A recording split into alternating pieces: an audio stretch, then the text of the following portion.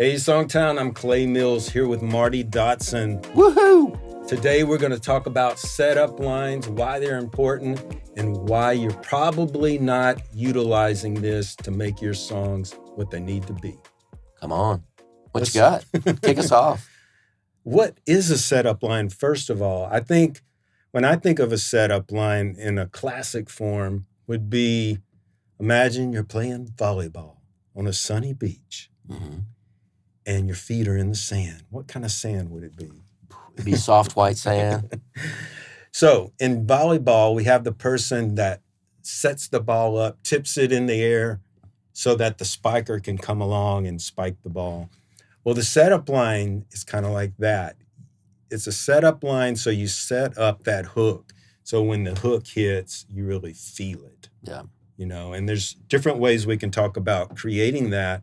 But first, I'm going to read you one of my favorites. This is from a song called The Song Remembers When, written by Hugh Presswood. And I'm going to read the chorus. The title comes at the end of the chorus. The setup line is the line before the title line. Mm-hmm. So after taking every detour, getting lost and losing track, so that even if I wanted, I could not find my way back. After driving out the memory of the way things might have been, after I'd forgotten all about us, the song remembers when. That's good stuff. Hits you in the heart. The title is The Song Remembers When, and the line before it, after I'd forgotten all about us, the song remembers when. Man, it just captures that moment when you hear a song and it brings you back. But for me, I said this was kind of the quintessential classic setup line. A lot of times I've noticed that these lines kind of have the opposite and they contrast that payoff title line. So the song remembers when, after I'd forgotten all about it. So you have remember and forgotten. So I've just noticed a lot of times when you have that contrast and you have the opposites working, it just makes things hit a little harder and makes it more interesting. Absolutely. Yeah, there's an old Gene Cotton song about this beautiful date he had with this woman at the zoo, and then they broke up, and he goes back to the zoo to try to relive that, and it's something like, the monkeys forgot you, the zebras forgot you, the polar bears and tigers too, but me and the elephant, we still remember you. Same kind of contrast. So they don't always have to have contrast. The whole chorus was a contrast. Mm-hmm. They forgot you, they forgot you, they forgot you, but me and the elephant remember you. Yeah. You don't always have to use contrast, but contrast could be a really powerful tool to do that. Yeah. You want me to share one? Yeah. All right. Give me one of your favorites. I've got a Sabrina Carpenter song called Espresso. Oh, I just drank about 15 of those this morning. I tell you, you're hyped up. So the chorus is, now he's thinking about me every night. Oh, is it that sweet? I guess so. Say you can't sleep, baby. I know. That's me. Espresso. Move it up, down, left, right. Oh, switch it up like Nintendo. So you can't sleep, baby. I know. That's me. Espresso. Yeah. So that you can't sleep. I'm basically saying I'm the one keeping you up. I'm like the espresso. Yeah. So yeah, very saying cool. it without saying it. I like that. Perfect. So that's a one-word title. Mm-hmm. Yeah. I'm going to go way back. This was a song of the year many years ago, a song called What Mattered Most. Her eyes are blue, her hair is long. In 1964, she was born in Baton Rouge. Her favorite song is In My Life. I memorized her every move. I knew her books, her car, her clothes, but I paid no attention to what mattered most. Mm. So that's the chorus of that song. The title's at the end. I paid no attention to what mattered most. So they set it up here again, kind of with the opposite of everything he paid attention to. I knew her books, her car, her clothes, but I paid no attention to what mattered most. So it's that contrasting element of he knew everything about her, he thought, but he didn't know what was the most important thing. And if you listen to the verse lyrics of that song, it's really powerful as he goes through how he didn't really listen when she needed him to listen. And What a jerk.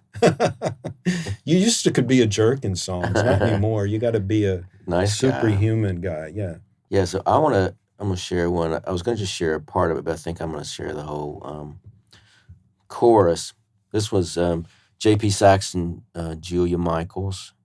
What's the song? It's called "If the World Was Ending," and this one is a unique example because the hook really is the setup line.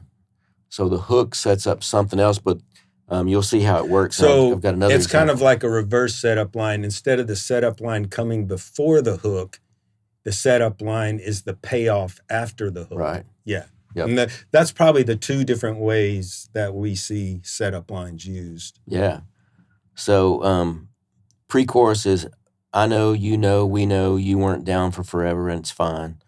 I know, we know we weren't meant for each other and it's fine. But if the world was ending, you'd come over, right?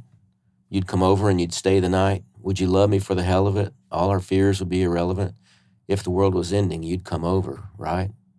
So he's asking a question, but the hook actually precedes kind of that setup line. I did that same thing in my song, Everybody Wants to Go to Heaven. So it was, everybody wants to go to heaven, have a mansion high above the clouds. Everybody wants to go to heaven. Nobody wants to go now. So it kind of pays off in that line afterward. It's like the punchline of a joke, kind of. Yeah, absolutely. Yeah, so you can sometimes use that setup line prior to, or sometimes you can use a line after your hook that kind of completes it, brings it home. What do you think lyrically a good setup line, why should we pay attention to it? I mean, is it purely because it just makes you feel the hook better? I mean, to me, our whole job in a song is to make that hook have as much heat on it as it can. And the setup line really focuses your attention on that hook and really makes it pay off.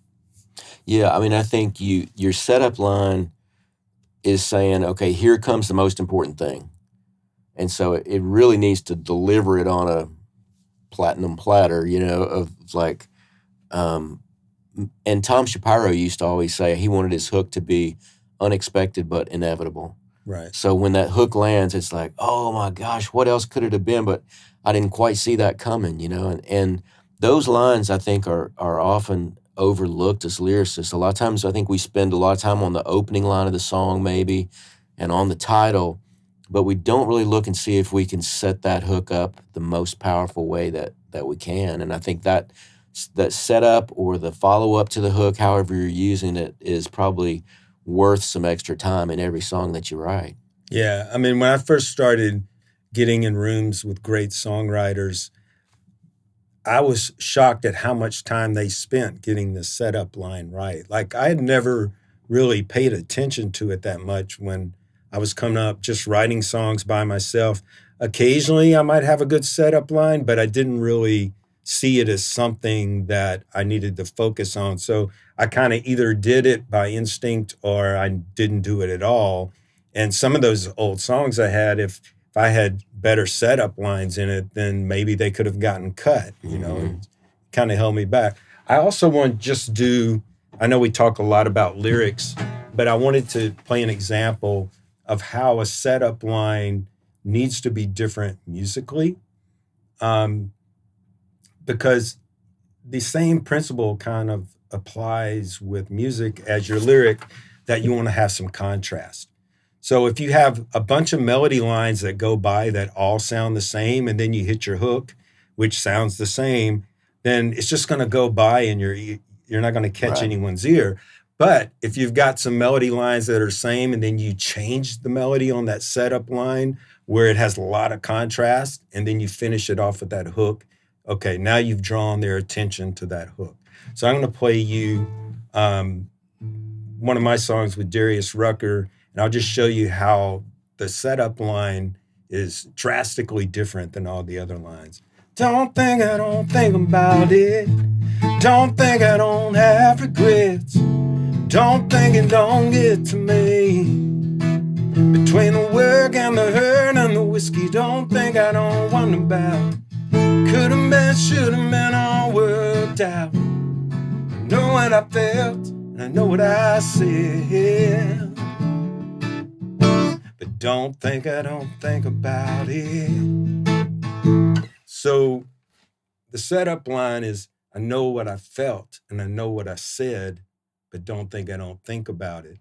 So you have the feeling and the saying versus the thinking in the title hook. Mm-hmm. But not just that.